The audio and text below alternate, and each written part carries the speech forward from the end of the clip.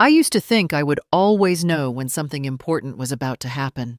Some small shift in the air, the sound of a drawer being closed too softly. But that morning, all I noticed was that the lemons were overripe. The skin had gone thin, almost translucent at the tips. I peeled one anyway, not bothering to rinse the knife. The wooden cutting board had a faint burn mark near the edge left from Daniel's 8th grade science fair when he tried to build a heat coil out of spare copper wire. He'd asked if he could use the kitchen table. I told him no, and he used it anyway. The crust was already cooling on the counter, fluted imperfectly. I didn't mind. My hands had started to shake slightly whenever I held the mixer too long. No one mentioned it. I hadn't either. My phone buzzed once. I wiped my hands on a towel that still had a faded patch of red embroidery, my initials done wrong, by someone who didn't know how to stitch a gift from Rachel when she was in high school. She used to sign her name with a heart. The message was from her. Mom, I heard there's a party at Clay's today for Daniel. Are you going too? I read it twice. Then again, I looked at the calendar magneted to the fridge, May 27th, circled in blue from weeks ago. It had always been my job to organize, send the texts, confirm the chairs. The message didn't say, "Will you be there?" It said, "Are you going to?" I rinsed the knife and set it down without drying it. Then I opened the group text called the Ellisons, the one with the little sunset icon Clay had chosen last year. There were photos of balloons being inflated. Aaron holding a tray of deviled eggs. Daniel in a navy shirt standing beside the new gas grill I didn't know we had. No one had said a word to me. I pressed the call icon next to Clay's name, let it ring 3 times. He picked up on the 4th. I could hear laughter in the background. Music. The low hum of several voices blending in a yard. "Hey, Mom. I just got a text from Rachel." Pause. "Oh, she asked if I was coming to the party." More silence. Then the sound of a door closing on his end. "We were just doing something small," he said. "Just a few folks from Aaron's side. Sort of last minute. It's at the house." "Yeah," he said. "We figured the backyard still worked best." "The backyard," I repeated. "Of the house I paid off last year." He cleared his throat. "Mom, it's not like that. Daniel didn't want a big thing. And you've been, resting more." That wasn't true. "You've always been tired by the end of these events," he added quickly. "We didn't want you to feel obligated." I see. The tone I used was one I'd learned from my mother. It wasn't cold. It wasn't warm. It was the tone of the drawer being closed just a little too softly. "We can save you some cake," he said. I looked at the pie crust cooling behind me, the lemon filling half stirred in its glass bowl. "No need," I said. He hesitated, but didn't argue. "I hope it's a nice day for you all," I said. Yeah, thanks." When he hung up, I didn't put the phone down right away. I kept it in my hand, warm from the call. There was a small chip in the corner of the case near the speaker. Daniel had dropped it once at the mall. He was 11. He'd tried to hide the scratch with a sticker that said sorry. I had never removed it. I looked down at my apron. A small, dark spot had spread across the fabric, lemon juice maybe, or something from the counter. It didn't matter. I undid the ties and folded it twice, leaving it on the chair. I poured the filling into the crust, though I knew no one would eat it. The pie would sit on the counter until I sliced it into thirds and froze the pieces. That's how it had been last Thanksgiving, too. I kept pretending someone would drop by. Outside through the window, I saw the tables already set. White folding chairs, a blue and gold banner across the patio railing. "Congratulations, Daniel."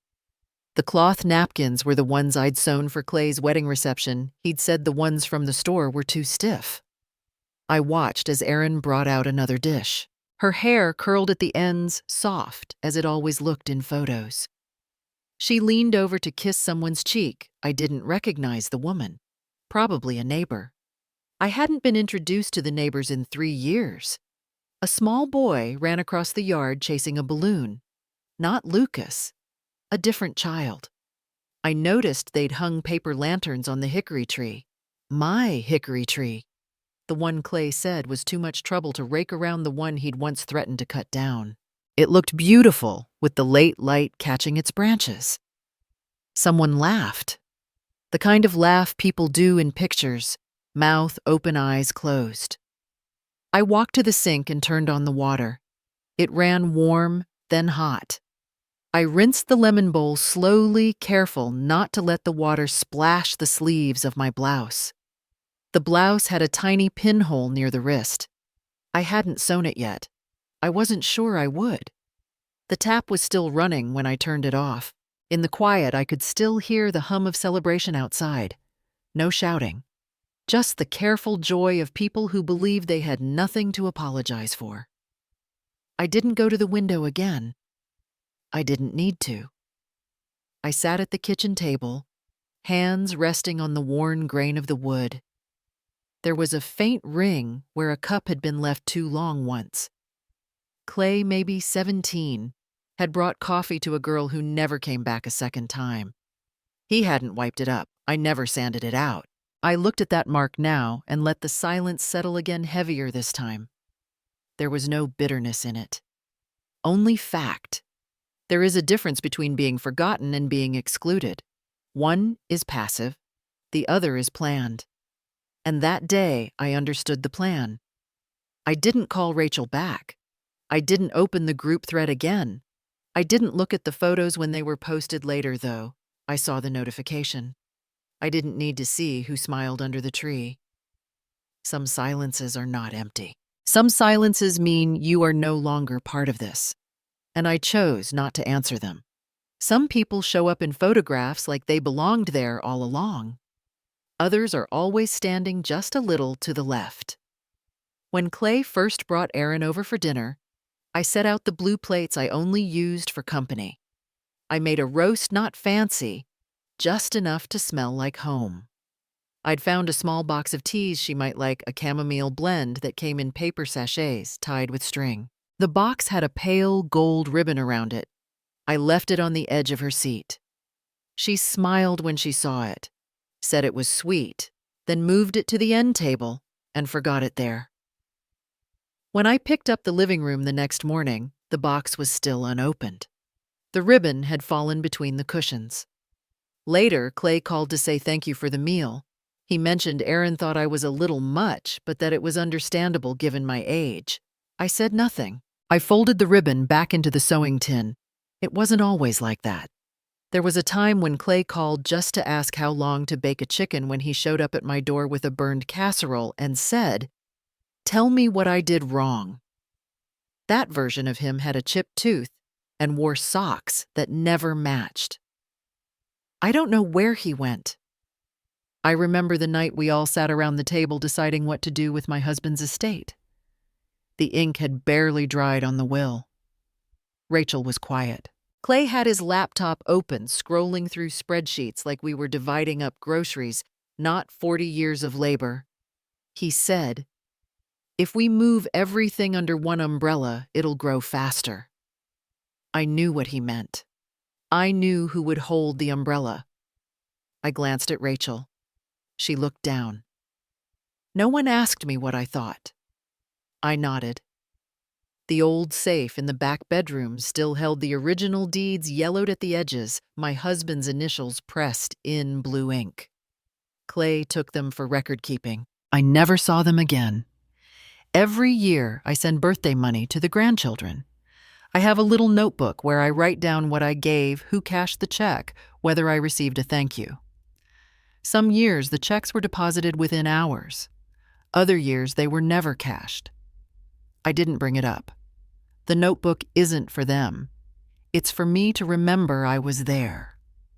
One spring, I offered to help with Daniel's graduation. I'd found a vintage photo frame at a thrift store, polished the brass corners until they caught the light.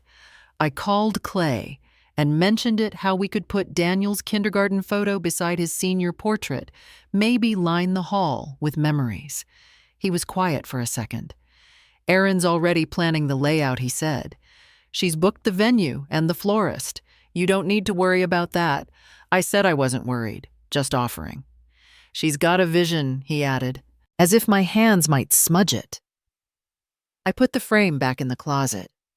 It's still there, wrapped in tissue beside a box of school art projects Daniel once left in my attic. I've never been one to make a scene.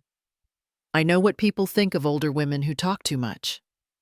I've watched them in church sitting alone with their purses clasped tight, telling anyone who'll listen how their children don't call. I never wanted to be pitied, so I stayed quiet. I brought deviled eggs to 4th of July picnics, even when no one asked. I sent handwritten cards at Christmas, even when the reply was a mass email with the subject line, Holiday Update. I still iron Clay's old shirts when they drop off laundry here. I fold them the way his father taught me, 3 creases across the back buttons facing in. I'm not against change.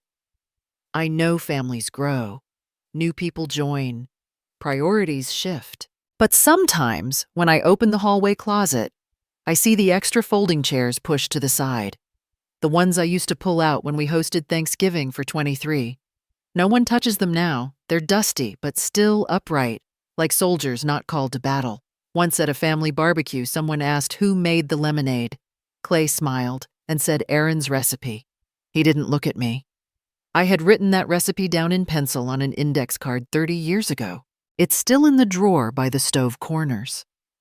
Curled, my handwriting faded from lemon splatter. I didn't correct him. I just poured myself water and stood behind the hedge. Rachel told me once, you always find a way to insert yourself. I'd asked if she needed help when her second child was born. She said no, then sent me a link to her baby registry. The message said modern moms do things differently. I bought a gift anyway. It never showed up in photos. Clay's voice changed when he spoke to me around his colleagues. It got tighter, clipped at the ends, like he was bracing for me to say something off script. Once, after a bored dinner, I tried to tell a story from his middle school days, just a harmless anecdote. He interrupted with a smile that didn't reach his eyes. Mom has a way of remembering things no one else does. Someone chuckled politely. I excused myself to the restroom and stayed there until dessert. I'm not resentful. That's not what this is. I just thought if I stayed small enough, quiet enough, useful enough, they would keep me close. That's all. I never made things difficult. I stopped expecting to be remembered by accident the year I turned 61. Before that, I gave people the benefit of the doubt. Delayed mail misprinted lists, someone assuming I'd already been told. After that, I started noticing the pattern. When Daniel got the scholarship, I wrote a letter on heavy cream paper. I used the good pen, the one with the blue cartridge that never smeared. I wrote about the way he used to take things apart as a child. Remote controls, pencil sharpeners, one unfortunate toaster, and how it made sense that he would end up studying engineering. I slipped the letter into an envelope lined with a navy interior, matched it to his school colors. No one mentioned it. Later, Clay posted a photo online, Daniel holding the certificate, Erin beside him, Rachel's comment below with a string of clapping hands. In the caption, he thanked everyone who supported the journey, especially Erin, Aunt Rachel, and Mr. Levine, the physics teacher who believed early on. The letter stayed on my kitchen counter for 2 days before I tucked it into the side of a cookbook I no longer used. When Rachel had her first child, I knitted a blanket. Pale green, soft yarn. A repeating shell pattern I'd learned from my own mother. I mailed it early with a card that had no printed message, just my handwriting. 2 weeks later, a family photo appeared in the shared album. Rachel in the hospital bed, her husband holding the baby, Clay and Erin on either side, and me blurred in the back, slightly off-center, holding my coat.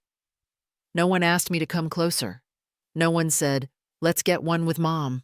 I downloaded the photo anyway, cropped myself out, and saved it with the others.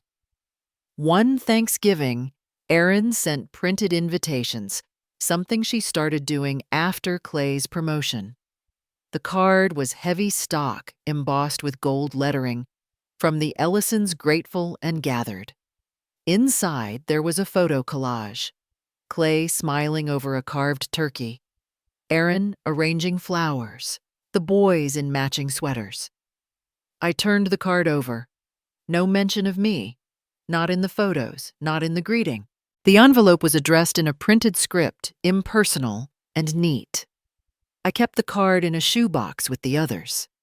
The shoebox itself was nothing special. Brown cardboard, a faded sticker on the bottom, from a store that closed 10 years ago. I used to keep scarves in it. Now it held every invitation, every birth announcement, every thank you card I'd received in the last 20 years. Some were still sealed. I remember the time Clay pulled me aside during a gathering at his house. Daniel was maybe 15. I'd been telling a story about when he was a boy, how he'd once tried to roast marshmallows over the stovetop and singed his bangs. People had laughed, light and kind. Afterward, near the coat rack, Clay said, "Maybe go easy on the childhood stories. People don't really care about that stuff. It makes things feel dated." Dated. I nodded. That night, I cleared out the drawer with old family recipes and threw away the index cards with the years written in the corner. I still remember the sound of the recycling bin closing. Once, I bought a new dress for a party Erin was planning, a sleeveless navy number with a shawl collar and pearl buttons. I left the tag on until I received the formal invite. The invite never came. When I mentioned it to Clay over the phone, he said, "We figured you wouldn't be comfortable at something like this. It's mostly friends from Erin's work. We didn't want you to feel out of place." I returned the dress the next morning. The cashier didn't ask why. The receipt was still crisp. I've been handed envelopes before that had my address but not my name. One card simply began with "To all our loved ones." Another started with "Dear family." But when I looked closely, the handwriting shifted halfway through. The message was photocopied. Sometimes I'd find my name written on the back in pencil. A guide not meant to be seen. When Clay's youngest had a piano recital, I found out from a neighbor whose granddaughter was in the same class. She'd said, "Oh, I think I saw your son there, front row." I smiled. I didn't say I hadn't known. There's a particular kind of silence that's hard to hold, but I've gotten better at it. One time, a woman at church told me she'd seen a photo of my family at the lake. I hadn't gone to the lake in years. "You looked so relaxed," she said. I nodded. I wondered which woman in the photo she thought was me. In that same shoebox of cards, there's a program from a school play Daniel was in during middle school. I kept it because at the end, in the list of acknowledgments, someone had written, "Thanks to all the grandparents." That was enough. I once asked Erin if she needed help planning something for Daniel's birthday. She looked at me without smiling and said, "We have it handled. It's more of a peer thing this year." Peer thing. I nodded. When Rachel's bought her house, I offered to help clean before move-in. She sent a link to a cleaning service and said, "You don't have to play the matriarch, Mom." Things are different now. Different. That word comes up a lot. I used to think if I kept showing up, I'd remain part of the picture. Now I know they just crop around me more efficiently. I opened the drawer in the hallway and pulled out the shoebox. Some of the envelopes were still stiff unopened. Others had curled at the corners. I lifted the top, one pale silver, no return address. I slid my finger beneath the flap and opened it.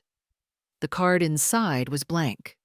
No name, no signature, no message, just paper. Heavy, uncreased, expensive. I put it back in the envelope, closed the flap carefully, and placed it at the bottom of the stack. Some things don't need to be read to be understood. I used to think documents didn't lie. Names, dates, signatures, they felt like anchors. Solid, weighty, resistant to distortion. I believed perhaps too simply that being written down meant being remembered. It started with a call from the bank about a minor discrepancy. A form they claimed I hadn't signed, though I clearly recalled doing so. I went looking for my own copy, the one Victor and I had notarized years ago. I kept it in the old safe behind the coat closet, wrapped in a manila envelope marked in my handwriting, estate and transition papers. The papers had yellowed at the edges. Some of the ink had bled where I'd folded them too often. But I found what I was looking for, a temporary inheritance ledger from 2013, drawn up during the first round of company restructuring. I remembered the meeting. Rachel had arrived late. Clay had come in wearing a navy suit too expensive for the weather. The lawyer, an old acquaintance of Victor's, had shaken my hand, but not my son's. The page in question was simple, a table with 4 names. Rachel Ellison Clay Ellison, Norma Ellison, and at the bottom, barely legible, now Madeline G.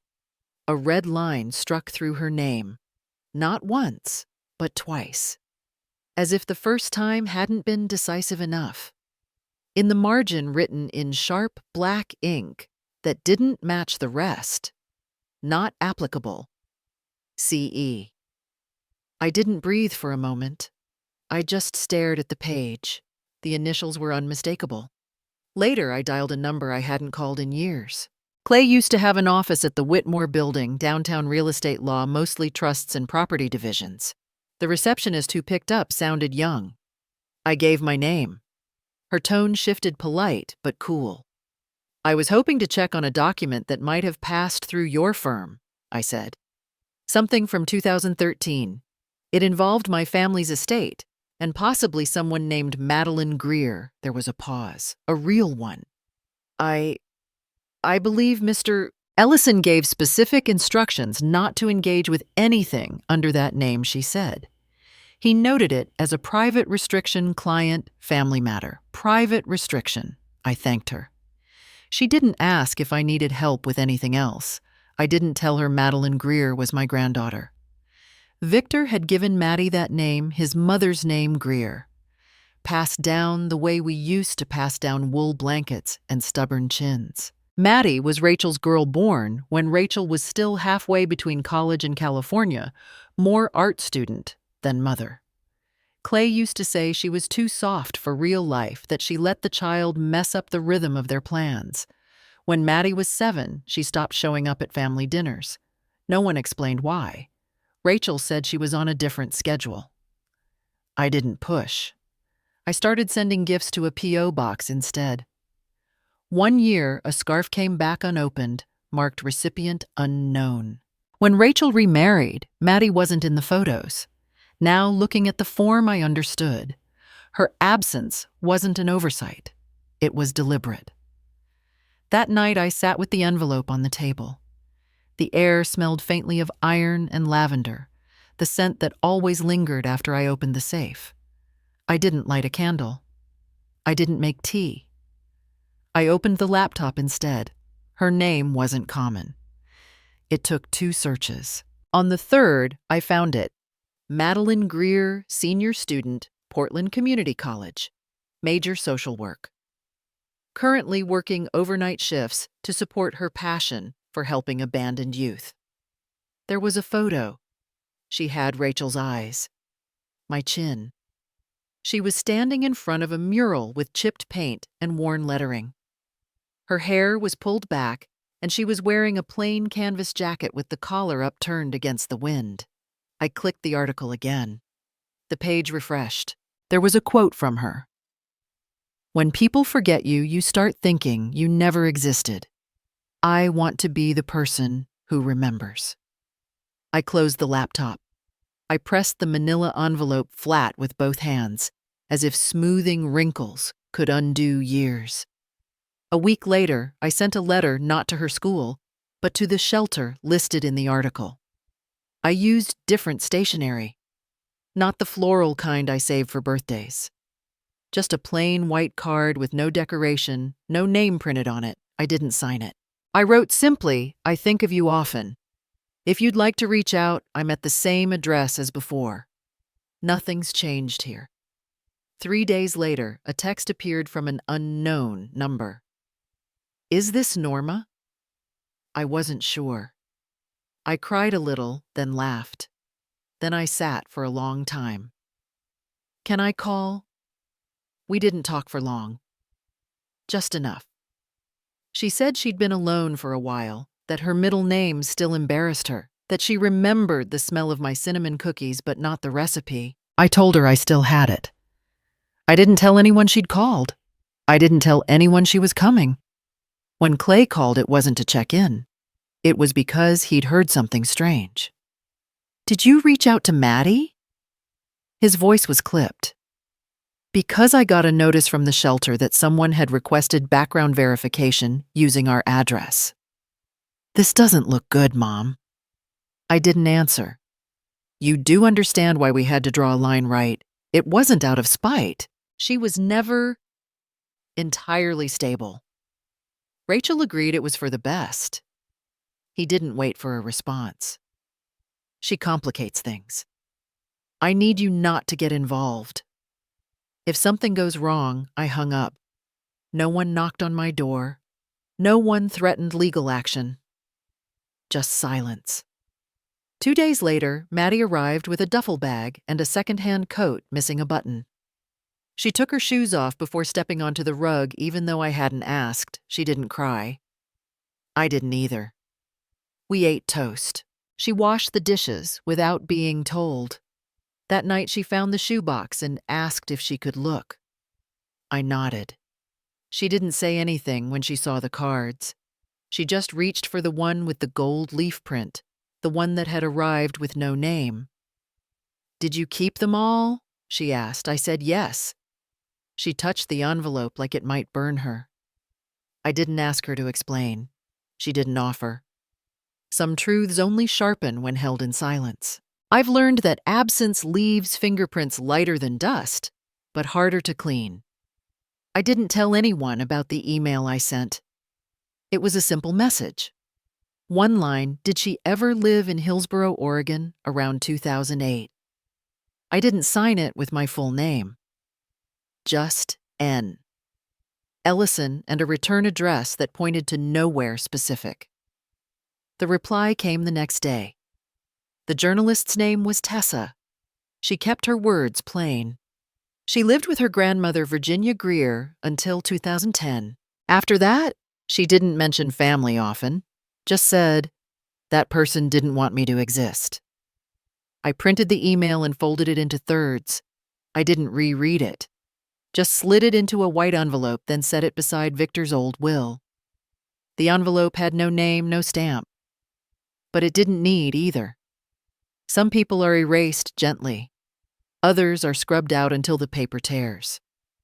Clay had called a few nights earlier using a tone I recognized, polite, clipped, the kind reserved for firm denials and family meetings that weren't really invitations. I think it would be best, he said, if we started keeping things compartmentalized. His words had the shape of a lawyer's sentence, but the intent was old. Too familiar. Maddie's been through enough, and frankly, it's not your place to reopen all that. We've established new boundaries for a reason. He paused. I'm not sure you fully understand how damaging that relationship was for everyone. I didn't respond. I was measuring the sound of his voice against the memory of it years ago when he'd called to tell me I shouldn't come to the office Christmas party because it might get awkward for the partners. He hadn't asked how Maddie got here. He hadn't asked what she remembered. He didn't ask anything. That week I noticed small changes. The upstairs window stuck again. The porch light flickered even with a new bulb. The coffee tin I kept by the sink ran low, though I hadn't touched it. Maddie had developed a habit of drinking it black early in the morning long before I woke. She never left a cup in the sink. Only a spoon wet, rinsed, balanced across a saucer. The smallest kind of footprint. I found myself watching the hallway more than usual, listening for her footsteps. Not out of worry, more out of something quieter, like recognition. One afternoon, Erin sent a group message about a family dinner. Sunday roast, she wrote. Everyone's bringing something. Be lovely to have the full Ellison kitchen back in action. The photo was of their dining table set for 6. No visible gaps. Just polished flatware, new placemats, and a vase of artificial tulips. I didn't respond. Not to the invitation, not to the message that followed. Clay said, "You've been a bit distant lately. Everything okay?" The word okay does a lot of heavy lifting when no one really wants an answer. I spent that evening in the attic. There's a trunk I rarely open lined in blue gingham corners, soft with time. Inside, I keep what I never display, a tiny gold bracelet with initials engraved too small for any wrist, now a paper program from a school play where Maddie had played a tree, a dried flower she once pressed in a Bible I never read. There was also a photo I had nearly forgotten. Maddie on Virginia Greer's porch, sitting in a rocking chair, too tall for her legs to reach the floor. The chair was old splinters in the arms fabric worn along the seams. Her feet swung just above the boards. Her smile wasn't the kind saved for cameras.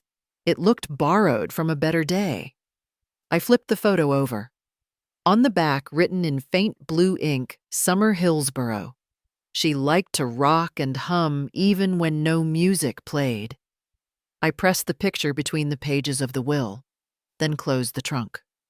When Sunday arrived, I sat by the phone but didn't pick it up. A notification buzzed, then another. Group photos. Erin had labeled them Hat Ellison Evening. Clay held a carving knife. Rachel posed in the background, hands resting on her oldest boy's shoulders. In the center of the second photo, the kitchen chairs lined up in a perfect row, all filled. The chair where I used to sit mahogany, slight wobble in one leg, was no longer there. I studied the photo again. The new chairs were uniform pale wood stiff backs. I remembered the way Erin once pulled mine aside and said too lightly, "It squeaks, Norma." Clay thought we'd just retire it. Retire it. As if a chair forgets who sat in it. Later that night, I brought out the envelope again, the one with the printed email. I held it between 2 fingers and turned it over once then again. The paper inside was still crisp. I thought of Virginia Greer, a name I hadn't heard since Victor died. A woman I met only twice who smelled of salt and peppermints and once gave Maddie a hand-sewn satchel with faded violets on the flap. She'd been erased too, but without ceremony. No mention in the family album, no framed photo on any wall. Maddie hadn't called her grandma, just her. And when I once tried to ask, Maddie had looked out the window and said flatly, "She never explained why I stayed." I returned the envelope to its spot. This time I placed it beneath the will, not beside it. Because it wasn't just my name they'd struck. It was hers. She had vanished from their story long before I did, quietly, completely, without the bother of a conversation. That's when I knew. Erasure doesn't always begin with shouting. Sometimes it begins with a silent chair. Some truths don't arrive with noise. They arrive folded in half, tucked in a drawer you forgot you owned. I'd been unpacking the last of the shelves I'd brought from the old house, the narrow pine bookcase Victor once built for the guest room. I hadn't meant to keep it, but there was something honest in the way the wood leaned slightly to the left. It reminded me of how things used to be, made imperfectly by hand. Inside one of the bottom drawers behind a torn manila folder and a dry pen was a single photograph. It had bent corners and a faint T-ring on the edge. The year printed on the back was 2005. A man sat on a park bench, shoulders hunched slightly, as if unsure whether to smile. Clay. His shirt tucked too neatly, his watch turned inward, always a little too tight. Beside him stood a girl 4, maybe 5 years old. Her dress had a faded daisy print. Her hair was braided at the sides unevenly. She held a small paper flag and looked directly at the camera. No hesitation. I stared at the hem of her dress. The way it pulled at the knee caught mid-step. A breeze, perhaps. Or maybe she was turning away before they told her to. I held the photo between two fingers and heard my own voice, low and unsure. She wore a flowered dress. Her name was Maddie, wasn't it? No one answered, but the silence gave its own reply. I left the photo on the kitchen counter and sat at the small table by the window. The chair creaked a little when I leaned back, Victor's old habit. I hadn't fixed it. The room smelled faintly of coffee and cardboard. New beginnings always smell a little like old endings. That night, I opened the drawer where I kept unused stationery. Cream paper with a soft blue border. I hadn't written a letter in years, not by hand. Emails are quicker, texts cleaner. But this needed something different, something that didn't delete. I wrote slowly. I used to be the mother of your father. I have come to learn the truth. I won't apologize for what others did or did not do, but I would like to meet you if you'd allow it. I didn't write anything more. No return address. Only the words Norma Ellison and the name Madeline Greer. Student mail desk, Portland Community College. I sealed the envelope, smoothed its edge, and left it by the bread box. I would take it out the next morning. The next morning came softly. I poured a cup of coffee and stood by the sink, the envelope in one hand, the photo in the other. Outside, a delivery truck rumbled down the street, stopping at each house like clockwork, everyone getting what they'd ordered. Everyone receiving exactly what they expected. The letter was heavier than it should have been, but then most truths are. Later that afternoon, I received a call I didn't expect. Clay's number. His voice came through with no introduction. You reached out to her. The phrasing wasn't a question, more like a diagnosis. She called our office this morning, left a message. Said someone named Norma had sent her a letter. There was a pause. She doesn't need this stirred up. She's stable now, working. She has no interest in reopening what she spent years trying to survive. I didn't reply. She's not your responsibility. The line crackled, and I heard something in the background. A door closing, a clock ticking. Then you had your chance to raise me. You chose the version of me that was easiest. I set the phone down on the counter. The screen still glowed for a moment before it went dark. That night I opened the cupboard and reached for a plate. One from the old set, chipped slightly at the edge, a hairline crack like a pale vein across the center. I didn't replace it.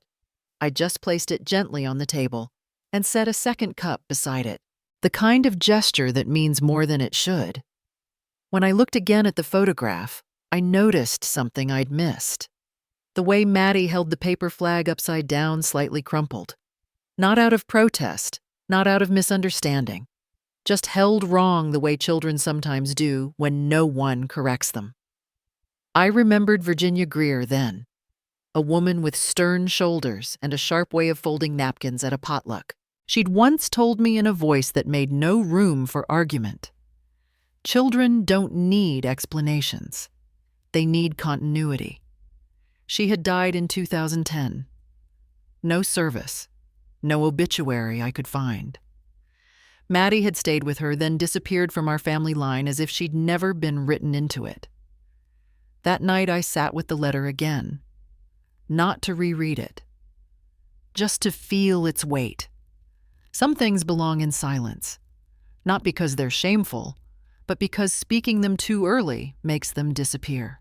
When I placed the photo under the edge of a ceramic bowl one Maddie had used the week before, I noticed the light had shifted. The afternoon sun angled through the window, not strong but full.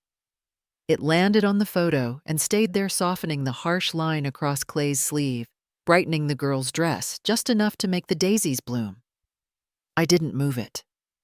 For the first time, it didn't feel like I had left. It felt like I had turned toward something I was never supposed to see, and saw it anyway. Some calls don't ring loud, they just blink on a screen like an afterthought. The number wasn't saved, but I knew it. I stared at it for 3 full rings before I pressed answer. The first sound was static, then breath. "I heard you moved into the old place," Clay began. "I meant to check on you." "Been a strange few weeks." I folded a paper napkin into fourths edge to edge. "I'm sorry about the party. I think everyone was just tired. It got chaotic, and no one thought to call." A pause. He was waiting for something absolution, probably. I reached for my cup instead. "I'm glad you're settling in," he added. I shifted slightly in my chair and said, "I noticed the bank letters stopped coming. I suppose the power of attorney is no longer valid." There was a small click on the line like someone covering the mouthpiece. "You're still thinking about those things?" His voice dipped an octave. "We're family. It's not about forms." The fourth edge of the napkin wouldn't line up. I pressed it flat with the heel of my hand. "I didn't change anything if that's what you're worried about, but I'll double check." Then a sound faint behind him. Someone coughing. A woman younger. Dry polite. Clay's voice shifted immediately lower now. "Hold on, Mom. Just a second." And the line went dead. I stared at the phone a moment longer, not confused, just still. The next morning, Erin's name appeared on my screen. It was early.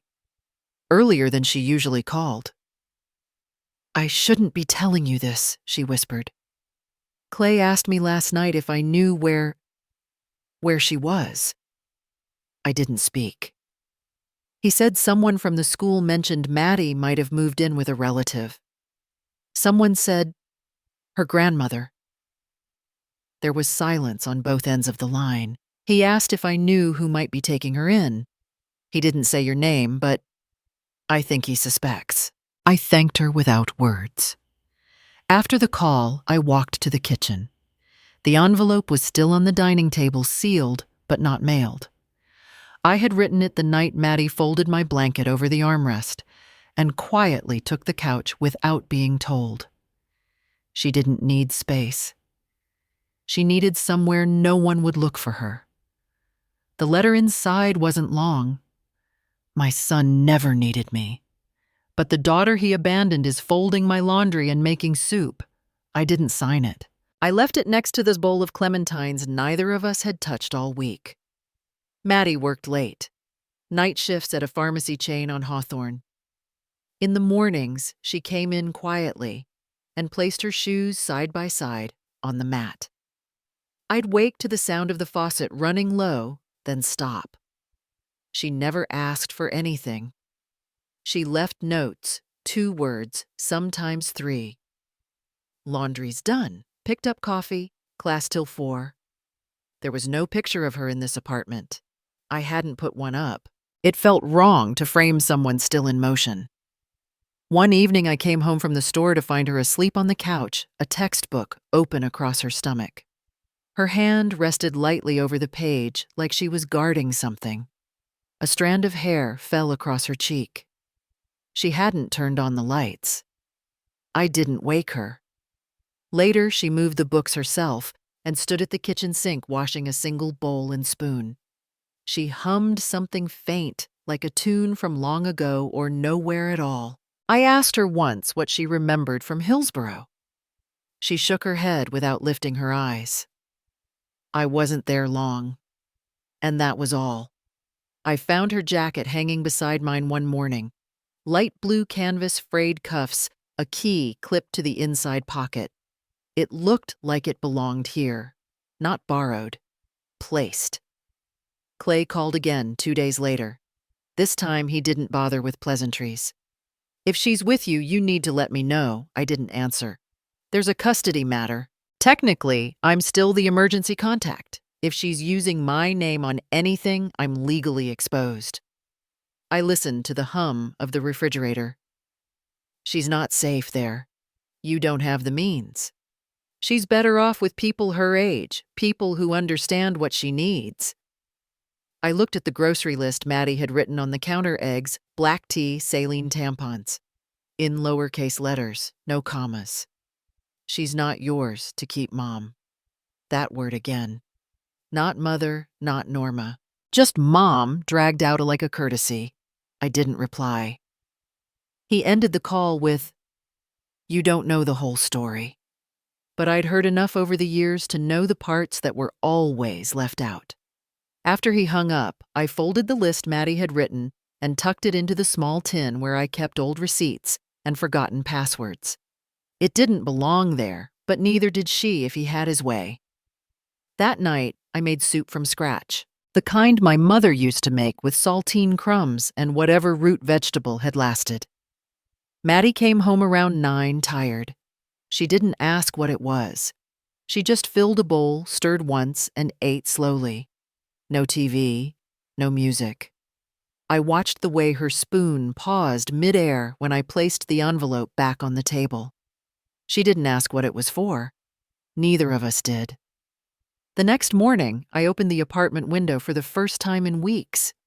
Just a crack, enough to let in the faint scent of rain on pavement. Someone downstairs was playing piano through a cracked wall, wrong notes, but steady. Maddie's jacket was still on the hook. Her shoes still lined beside mine. The letter still unopened. Sometimes the people who return aren't coming for you. They're coming for what they once threw away and now realize someone else is holding. And sometimes you stay quiet, because this time you know the difference. My name no longer belongs in their house. I stopped checking the messages without realizing when. The phone would buzz light up with a name that used to carry weight, and I'd let it fade to black again. There was one a few days ago, dinner, Tuesday. Thought we could catch up. No punctuation at the end. Just a flicker of performance, like someone waving through glass for the sake of being seen. I didn't reply.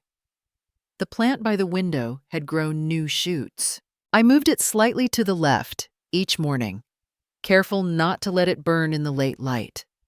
Maddie laughed once and said I was treating it better than I ever treated my azaleas. That was probably true. She'd started reading interview questions aloud, her voice half flat, half hopeful. I'd hold the list while she paced and answered. "Tell us about a time you showed resilience." She smirked. "You want 1 or 30? We didn't talk about Clay anymore, or the past, not directly. But some things showed themselves anyway, in the way she folded her clothes without creasing, or how she memorized expiration dates on cartons. The Oregon State interview was at a public hall 2 buses away. She borrowed a pair of flats from someone at school and pressed her shirt the night before. I offered to come. She didn't say yes, but she left space for me in the doorway. The woman in charge wore a lanyard with her name tucked under a clip. She nodded as we entered, looked at Maddie, then at me. "We'll start with you. She'll wait in that chair over there." The room was bare except for folding chairs and a plastic pitcher of water. I sat, hands on my lap, and watched the clock hands move like someone hesitant to speak. After 15 minutes, the door opened again. "Miss Greer, you're next." Maddie brushed her hand on her skirt and followed the woman in. The door clicked shut. I watched the pitcher collect dust motes in the sunbeam. When she returned, she didn't sit, just walked toward the exit, quiet. Outside, the wind caught the corner of her paper folder. She held it steady with one hand and spoke without turning. "They asked who my emergency contact is." I nodded. "I wrote your name." We didn't speak again until we reached the crosswalk. She waited for the light. I watched her thumb press into the seam of her folder over and over. Halfway home, she glanced sideways. "You know, years ago I paid someone to find her. My mother." I didn't move. They sent me a form. Not even a letter. Just a scan of a death notice. Florence County. "Presumed deceased." The bus rattled over an uneven patch of road. I believed it. That I was completely gone to anyone who should have cared. She looked out the window, then not waiting for a response. But now, at least there's one person who once thought I existed. We got off 2 stops early. She said she needed the walk. I followed a few steps behind, letting her set the pace. At home, I set out cauliflower soup. She spooned it up in slow turns, not finishing. Later, I found the bowl rinsed, but not washed. I noticed things now that I never used: to creases in her sleeves where she folded too quickly, the small tear in her backpack zipper she hadn't fixed, a scar on her knuckle shaped like a bent line. These weren't cries for attention. They were remnants of being overlooked. The following afternoon, I pulled down a box from the top shelf. It held old notebooks, receipt stubs, a ticket to a play I never saw. Near the bottom, I found the last letter I'd written to Clay, but never mailed. You wanted my name on your forms, but not at your table. I folded it once more and slid it back inside. Maddie entered with her work apron draped over her shoulder. "You don't have to help me with this stuff, you know." I handed her a printout. "It's just notes. You can throw them out." She read it silently, then set it on the counter. Her hand lingered on the paper for a second too long. Later, I overheard her leaving a voicemail on the back porch. Her voice was low-clipped. "I'm not interested in reopening that." A pause. "I'm doing fine where I am." That was all. The next message I ignored came from Erin. A group photo. "Thought you'd want this." The caption read, "Family brunch at Caroline's." I counted 8 people. 9 if you included the baby held off to one side. I deleted it without saving. The plant by the window had turned, slightly leaning again. I rotated the pot a quarter turn, careful not to snap the stem. Maddie walked in with her backpack half open. They called. The school. I waited. They said results come out Friday, but the coordinator already hinted it looks good. She didn't say thank you. She didn't have to. That night I wrote a list on the back of a bill envelope. It wasn't a grocery list, just names. I wrote Clay, Aaron, Marcus, then crossed them out. Below, I wrote Maddie, me, and left it. Sometimes names don't belong where they once did. Sometimes that's the first thing to set you free. I no longer keep their names on my walls. There are knocks that come with a rhythm you remember even after forgetting everything else. 3 sharp, 1 pause. I didn't move at first, just stood by the table holding a dish towel that no longer matched anything in the kitchen. The knock came again, louder this time. I folded the towel once, twice, and set it down without smoothing the corners. The chain on the door caught for a second before I unlatched it. He looked thinner than I remembered, though that might have been the jacket creased at the shoulders like he'd pulled it from the backseat floor. "What are you doing?" I didn't reply. "You've been talking to her. You brought her here. You think hiding her like this won't get out." His voice was taut, like a wire pulled too tight. I stepped back and let the door fall open behind me. He didn't sit. I poured 2 cups, only filled his halfway. I placed a folder on the table, gray, soft-spined edges slightly worn. He didn't touch it. "That's Maddie's scholarship paperwork. Lease agreement, proof of income, proof of everything she's done without you." Still nothing. I added another set of pages. Cream-colored, stamped. "That's my renunciation of claim." I signed off on everything. The house, the accounts. Legal office has the originals. His eyes didn't land anywhere, just flicked from wall to floor, floor to window. "I've covered her school deposits. She starts in September. She'll move then." There was a pause.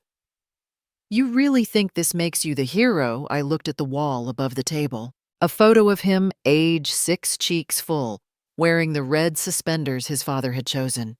The frame had dulled. I had never replaced the glass after it cracked in the move. He stepped forward, glanced up at it. "You put me up there. For years. And now?" I reached up and pulled it down. No ceremony, just a slow tug until the nail clicked loose. The dust ring was pale behind it. I set the frame on the table face down and reached under the sideboard. A thinner frame came out. Simpler. New. Maddie under a red-leaf tree holding her acceptance letter. Her sleeves were pushed to the elbows, the crease of her smile not fully formed. I hung it where his had been. He watched, unmoving. "You always said I didn't protect you enough," he said finally. "I remember. But now this." He stopped. "Do you even care what people will say?" I sat down and picked up my cup. The handle had a small chip at the base one that hadn't cut my fingers, but changed the way I held it. "I don't explain myself anymore," he turned slowly. "You're choosing her over your own blood." I looked at the folder still on the table. "She's the only one who brought her name to me gently." His jaw tightened. Then a laugh short bitter. "You always did like things that made you look kind." I didn't answer. He stood there for another moment as if waiting for a script he'd memorized but misplaced. "I won't be the villain in your stories." I folded the towel again. "I don't write stories anymore." He left the tea untouched. The door closed without a slam. Only the soft sound of the hinge returning to place. Later that night, I took the photo of him out of its frame. Behind it, a corner of something else, his third-grade report card tucked there years ago. He'd gotten a D in penmanship. I remembered how he'd cried and how I told him it didn't matter if his letters leaned left or right. I folded it in half, placed it in the bottom drawer beneath the warranty papers and old tax forms. Maddie came home late. Her shoes squeaked from the rain. She passed through the kitchen without saying much. Just placed a folded towel over the back of a chair and went to change. When I returned to the living room, the photo on the wall caught the lamplight. I hadn't seen it printed before, only in pixels on her cracked phone screen. She had emailed it to herself from the library. I watched the corners curl slightly. The tape I used was already pulling. I pressed it back in place. I used to think connection was permanent, like vines wrapping around a fence tight enough to hold shape. But vines rot. Fences fall. Some threads have to snap loose before you can breathe at all. There are kinds of love that need no audience and still make a home. I used to think silence was something that happened after people left. Now I know it can live beside you, steady and intact. There were 2 cups on the table, one nearly empty, the other untouched steam curling off the rim.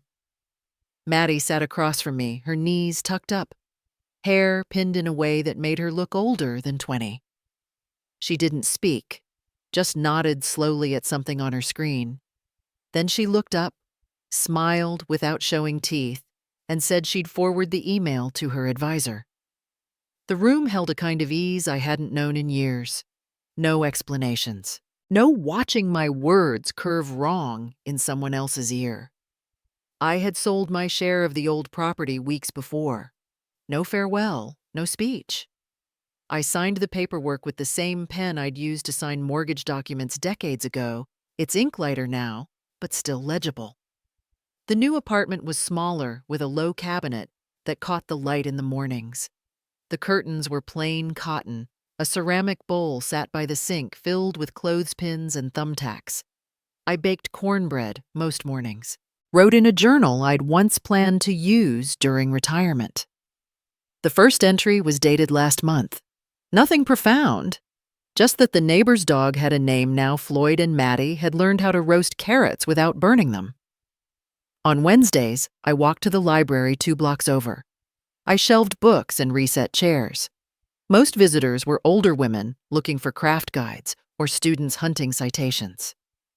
One girl always asked me where the poetry was, even though she already knew. Maddie had moved out 2 weeks earlier. Her new place had a couch that unfolded into a bed, and she texted me a photo of it with a caption, "IKEA logic, if it folds, it fits." I didn't reply. just saved the picture. She still came back on Sundays, brought her laundry, set the table, left me with a container of leftover soup and a list of shows she thought I might like. She changed her last name to Greer Ellison. I wasn't mentioned in the explanation she posted online, only that names could be places, and some places make room for you when others won't. She had started a blog, quiet things she'd write late at night sometimes from the floor of her apartment, sometimes from the library where she worked part-time. One post read, "They told me I didn't exist until I proved I was still breathing." I never asked who she meant. Clay hadn't contacted me since the day in the kitchen. That made 6 months. I heard from someone at the market that the business board had a restructuring vote. He wasn't listed in the new photo release. Someone else mentioned a rumor about a daughter hidden for 17 years. No one named names, but they didn't have to. Erin stayed, though she was rarely seen at functions anymore. People noticed when a person became a shadow. I wasn't invited to Daniel's graduation. I didn't expect to be. Neither did Maddie. She folded the pamphlet from the school in half and placed it in the recycling without a word. One afternoon, while sorting a drawer, I found an envelope with a gold seal. My name was typed in the corner. It was an invitation, 30 years of Ellison Realty. You made this legacy possible. His signature was at the bottom. I didn't open it. The table leg had started to wobble again. I folded the envelope in half and slid it beneath, adjusting until the table held still. It rained the next day. Maddie came by to return a book. We ended up sorting my shelves, lining the spines by color, because she said it was aesthetically comforting. I told her it wouldn't last a week. She shrugged. Her hands paused over a copy of Fahrenheit 451, the spine split near the middle. If things had been different. Her voice barely moved. Would you have looked for me? I waited. I don't know if I would have had the nerve, I said, after a long time. But you're here now, so I don't need to answer that in pretend. She nodded once, then kept stacking books. I watched her line them up by hue, burnt orange, deep crimson, faded yellow. The colors you only notice when you stop trying to name them. I used to think I needed someone to witness me just to feel real. Now I understand there are kinds of love that need no audience and still make a home.